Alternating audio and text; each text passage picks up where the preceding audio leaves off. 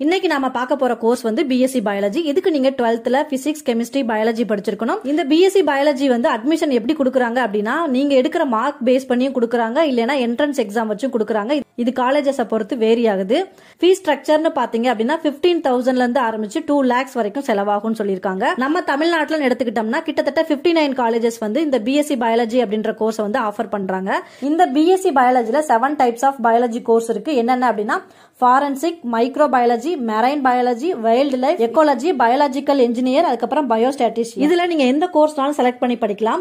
இது முடிச்சதுக்கு அப்புறம் நீங்க பயாலஜிஸ்ட் ஆயிட்டீங்க அப்படின்னா உங்களோட ஸ்டார்டிங் salary 2 lakhsல இருந்து 17 lakhs வரைக்கும் கொடுப்பாங்க. நீங்க ஒருவேளை பிஎஸ்சி பயாலஜி, எம்எஸ்சி பயாலஜி எல்லாம் வந்து நல்ல பெர்சன்டேஜ்ல படிச்சு நீங்க வெளியில வரீங்கன்னா உங்களுக்கு நாசால கூட வேலை கிடைக்கிறதுக்கு நிறைய சான்சஸ் இருக்கு. சோ யாருக்கெல்லாம் இந்த தாவரங்கள், விலங்குகள் மேல வந்து ரொம்ப ஆர்வம் அதிகமா இருக்குமோ அவங்க வந்து இந்த பிஎஸ்சி பயாலஜி கோர்ஸ் எடுத்து படிங்க. உங்க ஃபியூச்சர் கண்டிப்பா நல்லபடியா இருக்கும்.